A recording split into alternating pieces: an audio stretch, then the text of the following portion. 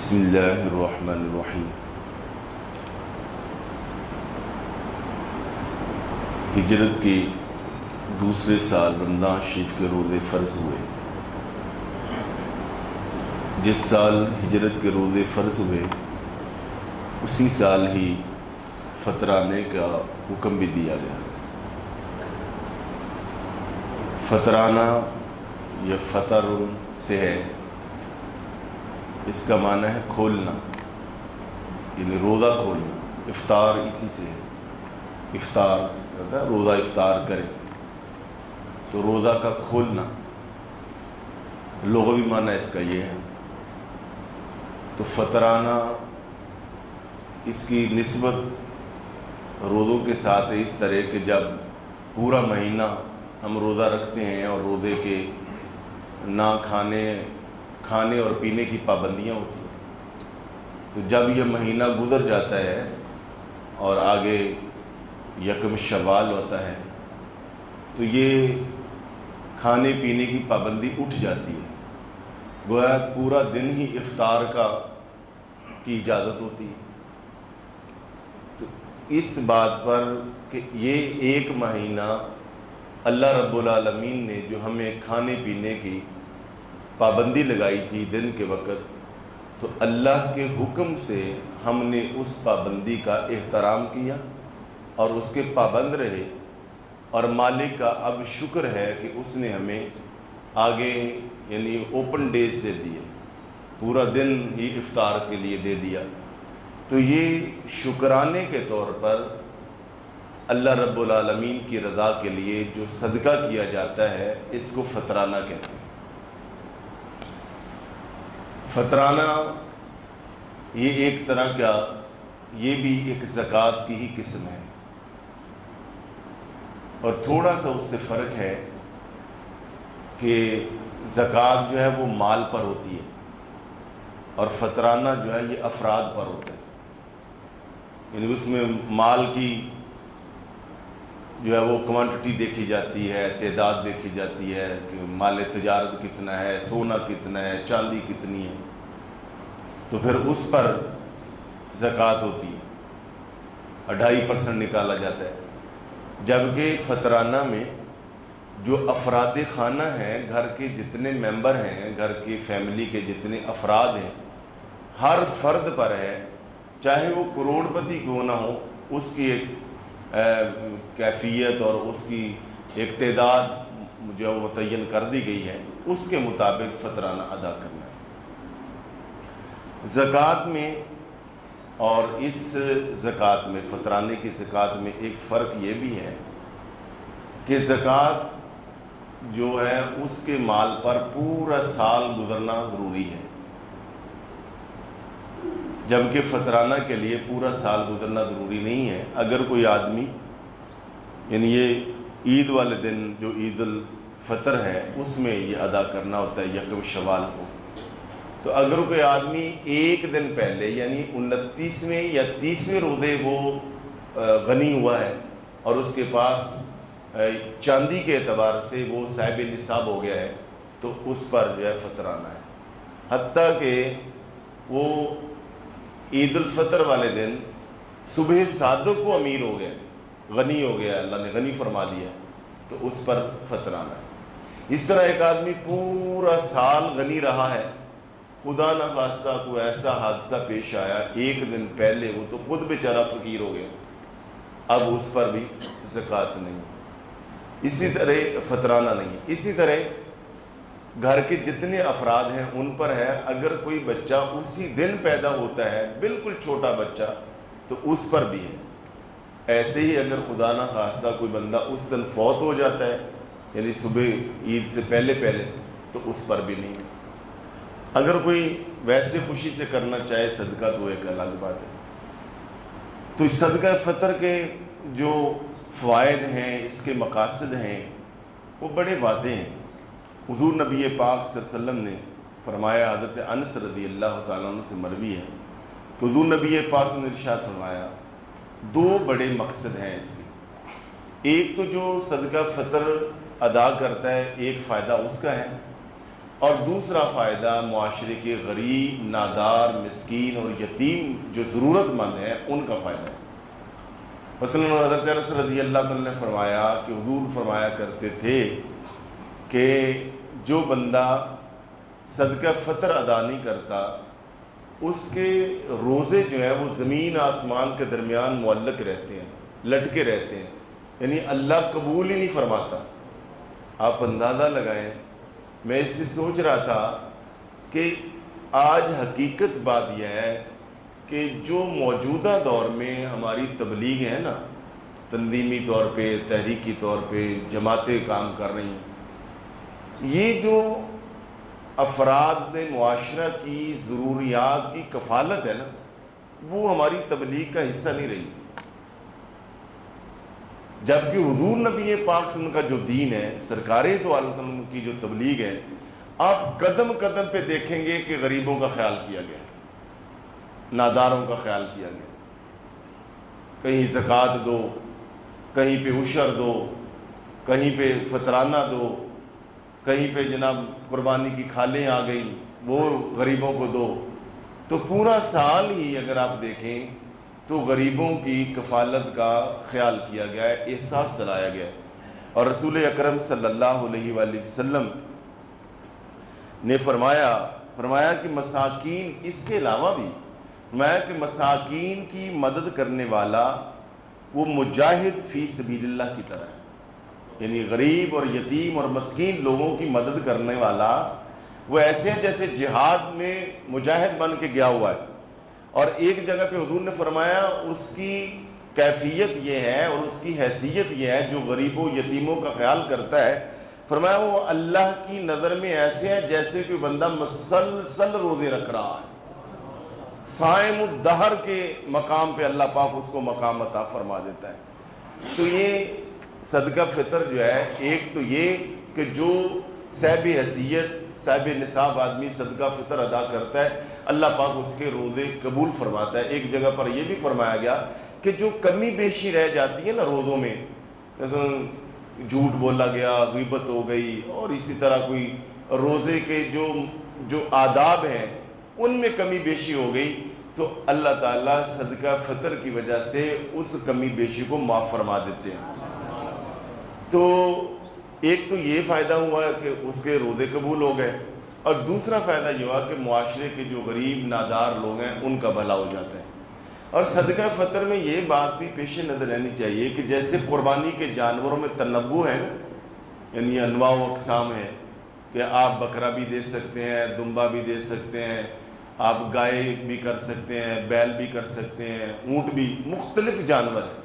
تو جیسے کسی کا ہوتا ہے کہ بھئی وہ پورا کام ہے تو وہ حصہ ڈال لیتا ہے، اور کسی کو اللہ پاک نے بہت دیا ہے تو وہ 5 لاکھ کا جا کے اونٹ لے آتا ہے۔ بے عینی ہی صدقہ فطر میں بھی یہی کیفیت ہے کہ آپ کشمش کے اعتبار سے دیں، آپ پنیر کے اعتبار سے دیں، آپ جو ہے وہ گندم کے اعتبار سے دیں، آپ جو کے اعتبار سے دیں، آپ کھجور کے اعتبار سے دیں۔ پیارے آقا علیہ الصلوۃ والسلام نے ہمیشہ زیادہ تر کشمش، جسے منقہ کہتے ہیں، کشمش کے اعتبار سے دیا۔ تو اگر اس طرح دیکھا جائے تو یعنی ایک سا ایک وہ برتن کہا جاتا ہے اس کو، ہاں جی، ڈول ٹائپ، تو جس کا وزن جو ہے وہ تقریباً 2.5 کلو، یعنی 2 کلو 50 گرام آٹا یا گندم بنتی، 2 کلو 50 گرام بنے، 500 گرام، ہاں جی، 2.5 کلو 500 گرام۔ تو یہ جو سیر پہلے ہوتے تھے تو وہ 2 سیر بنتا ہے گندم۔ تو بہرحال یہ 2.5 کلو ہم آج کے دور میں اس کو کہہ لیں گے، 2.5 کلو گندم یا اس کا آٹا۔ تو کھجوروں کے اعتبار سے دیں گے تو وہ اس سے زیادہ ہے، یعنی ویسے بھی اس کی قیمت زیادہ ہے۔ تو پنیر کے اعتبار سے دیں گے تو میرا خیال ہے کہ یہ پر ہیڈ جو ہے کوئی 2,500-3,000 روپیہ بن جائے۔ اگر آپ منقہ کھجور کے اعتبار سے دیں گے تو پر ہیڈ کوئی یہ 500 کے قریب چلا جائے گا۔ تو یعنی یہ چیز آپ دے دیں، جنس دے دیں یا اس کی قیمت دے دیں، تو میں یہاں یہ توجہ دلانا چاہوں گا کہ کم از کم جو ہے وہ یہ ہے کہ آپ گندم کے اعتبار سے یا آٹے کے اعتبار سے دیں تو یہ تقریباً 100 روپیہ بنتا ہے پر ہیڈ، بچہ ہو، بڑا ہو، چھوٹا ہو، حتیٰ کہ گھر کے جو ملازمین ہیں ان کا بھی جو ہے وہ صاحب خانہ جو ہے اسی کے ذمہ ہے، تو آپ اس اعتبار سے دے دیں۔ اور جو ان کو اللہ پاک نے لاکھوں میں دیا ہے انہیں چاہیے کہ کھجور کے اعتبار سے دیں، 400-500 روپیہ پر ہیڈ بنے گا۔ اور جنہیں اللہ پاک نے کروڑوں سے نوازا ہے تو وہ جیسے قربانی پر اونٹ کرتے ہیں اور بڑے جانور کرتے ہیں، تو اس موقع پر بھی انہیں چاہیے کہ وہ پنیر کے اعتبار سے دیں، 2500-3000 روپیہ پر ہیڈ بنے گا تو غریبوں کا زیادہ فائدہ ہو جائے گا، ضرورت مندوں کا زیادہ فائدہ ہو جائے گا۔ اور اس میں بھی یہ دیکھنا چاہیے کہ جو عام مانگنے والے ہوتے ہیں ان کو نہیں دینا چاہیے، بلکہ جن کو آپ جانتے ہیں، اور بہتر یہ ہے کہ اپنے قریبی جو عزیز و اقارب ہے، اہل محلہ ہیں، ہمسائے ہیں، جو آپ کو سمجھتے ہیں کہ جو ضرورت مند ہیں ان کو جا کے دے دیں۔ اور بالکل زکوٰۃ کی طرح بتانے کی ضرورت نہیں ہے کہ یہ فطرانے کے پیسے ہیں، نہیں، سفید پوشی کا بھی کسی کا خیال کرنا، عزت نفس بھی کوئی چیز ہوتی ہے، یہ لوگ عادی سائل تو نہیں ہوتے، تو آپ ان کو ویسے ہی جتنے پیسے بنتے ہیں کسی کو جناب یہ عید آئی ہے رکھ لیں، یہ بچوں کے لیے کوئی استعمال، نیت یہ کر لیں کہ میں نے ٹوٹل اس کی ملک کر دی ہے، اب یہ چاہے آگے صدقہ کر دے، چاہے کپڑے خرید لے، چاہے جو چیز مرضی خرید لے، تو بتانے کی ضرورت نہیں ہے۔ جس طرح زکوٰۃ کے پیسے کا بھی بتانے کی ملک شرط ہے، بس اس میں بھی ملک کر دے۔ تو اسی طرح اس میں یہ بھی کہ کن کن کو دی جا سکتی ہے، یعنی سگے بھائی کو دی جا سکتی ہے، بہن کو دی جا سکتی ہے۔ ہاں یہ ہے کہ ایک اصول یہ ہے کہ اپنی اصل کو نہیں دی جا سکتی اور اپنی فرع کو نہیں دی جا سکتی۔ ہماری اصل کیا ہے؟ ہمارے والدین، یعنی والد کو نہیں دینی، والد کا اصل دادا اس کو نہیں دینی، پردادا کو نہیں دینی، والدہ کو نہیں دینی، والدہ کی والدہ کو نہیں دینی، نانی ہے، پڑنانی ہے، اس کو نہیں دینی۔ اچھا، جو ہماری فرع ہے، جن کے ہم اصل ہے، یعنی اپنی بیٹی کو نہیں دینی، بیٹی کی بیٹی کو نہیں دینی، بیٹے کو نہیں دینی، بیٹے کے بیٹے کو نہیں دینی، یہ والا، یعنی نہ اپنی اصل کو دینی ہے نہ اپنی فرع کو دینی۔ اس کے علاوہ ہر کسی کو زکوٰۃ دے سکتے ہیں۔ یہ بھی ایک مسئلہ لوگ پوچھتے ہیں کہ کیا غیر مسلم کو فطرانہ یا زکوٰۃ دی جا سکتی ہے کہ نہیں، تو اس میں حضرت امام اعظم اور حضرت امام محمد علیہ رحمہ کا یہ موقف ہے کہ آپ تالیف قلب کے لیے آپ ذمی کافر کو، غیر مسلم کو دے سکتے ہیں۔ تالیف قلب کیا؟ اس نیت کے ساتھ کہ میں اس کے ساتھ یہ بھلا کروں گا اور اس کی خدمت کروں گا، تو ممکن ہے کہ یہ اسلام کی طرف مائل ہو جائے کہ اچھا، اسلام بڑا اچھا مذہب ہے جو اس طرح لوگوں کی ضرورت کا خیال کرے، اس نیت کے ساتھ آپ دے سکتے ہیں۔ مگر بہتر اور افضل یہ ہے کہ مسلمان کو ہی دی جائے۔ اور اس کا وقت کیا ہے؟ آپ پورے رمضان شریف میں بھی دے سکتے ہیں، مگر عید کی نماز سے پہلے اس کا ادا کرنا واجب ہے۔ مگر ایسا ہوتا ہے کہ بعض واجبات ایسے ہوتے ہیں کہ اگر ان کا وقت گزر جائے تو واجب بھی گزر گیا، نہیں، یہ بہتر اور یہ ضروری ہے کہ آپ عید سے پہلے ادا کریں، نماز عید الفطر سے پہلے۔ مگر اگر کوئی بندہ ادا نہیں کرتا تو یہ واجب ساری زندگی اس کے ذمہ رہے گا، اور اس کے بعد بھی اگر اسے احساس ہو جائے تو اس کے بعد بھی وہ صدقہ فطر جو ہے وہ ادا کر سکتا ہے۔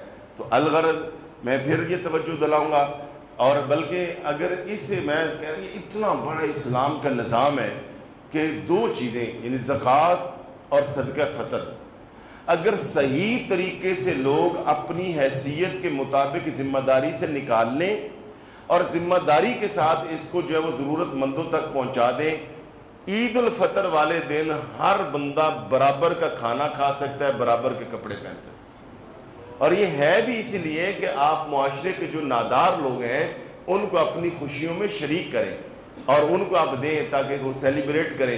اور میں واضح طور پہ کہوں گا، تنظیموں والے، جماعتوں والے لوگ پریشان اور ناراض نہ ہو جائیں تو زکوٰۃ دے دیا کریں آپ مدرسوں کو، اور باقی چیزیں جو ہے وہ کر دیں، مگر یہ خصوصی اسپیشل طور پر یہ غریبوں کا حق ہے، یہ غریبوں کو دیں، یہ افراد کو دیں، معاشرے کے نادار لوگوں کو دیں ڈائریکٹ۔ ہاں اگر آپ سمجھتے ہیں کہ آپ کے پاس صدقہ فطر کے بھی ماشاءاللہ آپ نے یعنی پنیر کے حساب سے نکالا تو آپ کا 20-25 ہزار روپیہ بن گیا ہے، تو اس میں آپ سمجھتے ہیں کہ بھئی مدرسے کو بھی دیا جا سکتا ہے، کسی رفاہی ادارے کو بھی دیا، میں ان کو دینا منع نہیں ہے، مگر اس کی جو سائیکی ہے نا صدقہ فطر کی، وہ اصل میں ہے یہ کہ کسی ضرورت مند غریب کے کام آنا. تو وہ آپ اگر مدرسے کو یا رفائی ادارے کو دے دیں گے، ممکن اللہ پاک آپ کو بہت زیادہ اجر عطا فرما دے، اس کے خزانے میں تو کمی نہیں ہے. مگر اگر آپ کے ہمسائیگی میں، آپ کی گلی میں، آپ کے محلے میں، آپ کے گاؤں میں ایک غریب گھر بندہ جو ہے، اس کے گھر میں عید والے دن پکانے کے لیے سوئیاں ہی نہیں ہے، کھانا ہی نہیں ہے، تو یہ رفائی شفائی کام کوئی نہیں کام آنا. سیدھی سی بات. اس حوالے سے میرا فتویٰ ہے. ہاں، آپ پہلے اپنے غریب نادار لوگوں کے ان کا پیٹ پالیں، ان کی ضرورت کا خیال کریں. اس کے بعد پھر آپ چاہیں پورے شہر کے مدرسوں اور پورے شہر کے رفائی اداروں کا ذمہ لے لیں. اللہ نے آپ کو دیا تو یہ اچھی بات ہے. اور میں اس کا یہ مطلب نہیں میں نے تو خود مدرسہ بنایا ہے، مدرسے کے اعتبار سے مجھے خود اپنی ضرورت ہے. مگر جو مسئلہ ہے شریعت کا وہ یہ کہ یہ آپ غریبوں کو دیں، افراد کو دیں، افراد کو دیں، افراد کو دیں، اپنے محلے کے لوگوں کو دیکھیں، اپنے رشتہ داروں کو دیکھیں اور ان کو دیں. اور بالخصوص جو سفید پوش ہے، اس وقت یہ حقیقت بات یہ ہے کہ حکمرانوں کی غیر منصفانہ تقسیم کی وجہ سے سفید پوش لوگ پس کے رہ گئے. اور لوگ یہاں پر کیا میں آپ کو بتاؤں کہ کیسے کیسے مسائل سامنے آ رہے ہیں. اچھے خاصے سفید لوگ بیچارے نہ مانگ سکتے ہیں، نہ ہاتھ پھیلا سکتے ہیں. تو ایسے حالات میں بلکہ میں تو چاہوں گا کہ اس کو حکومتی لیول پر ڈیل کرنا چاہیے.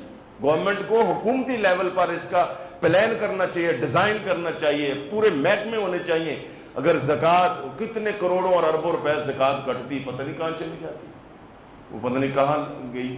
حالانکہ میں سمجھتا ہوں کہ مثلا یہ ہمارے علاقے میں پورے وثوق سے کہتا ہوں، ہر علاقے کی زکوٰۃ اور اس کا فطرانہ صحیح طور پہ لوگ ادا کر دیں اور صحیح طور پر غریبوں یتیموں تک پہنچا دیں، یقین کر کے جانے ہم سطح غربت سے اوپر آ جائے گا ملک، ہر بندے کی ضروریات پوری ہو جائے گی. تو الغرض دعا ہے حضور نبی پاک اور ہمارا جو دین ہے، سبحان اللہ، دین اسلام کی ویسے تو ہر چیز اور ہر ادائی کمال ہے. چونکہ یہ دین ہے کون سا؟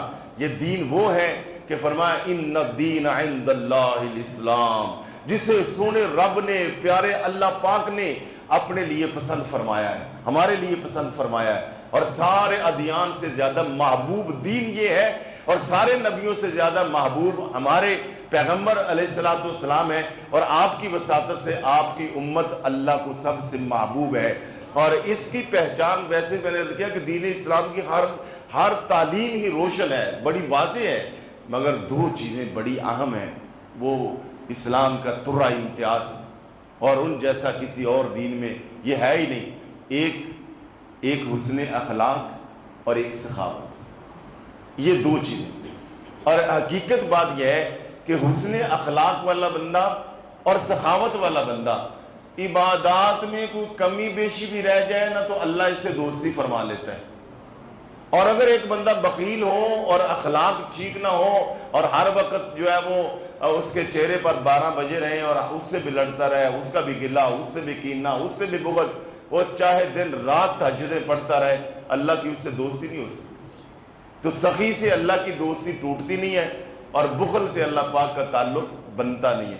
تو یہ موقع ہے سخاوت کا، زیادہ سے زیادہ نہ صرف فطرانہ بلکہ اس سے بھی زیادہ پیسے زیادہ نکال کر آپ غریبوں، یتیموں، مسکینوں کی خدمت کریں. یہ ہو نہیں سکتا. آپ اللہ کی راہ میں دیں گے، اللہ اس سے کئی گنا زیادہ آپ کو عطا فرمائے گا. وآخر دعوانا الحمدللہ رب العالمین.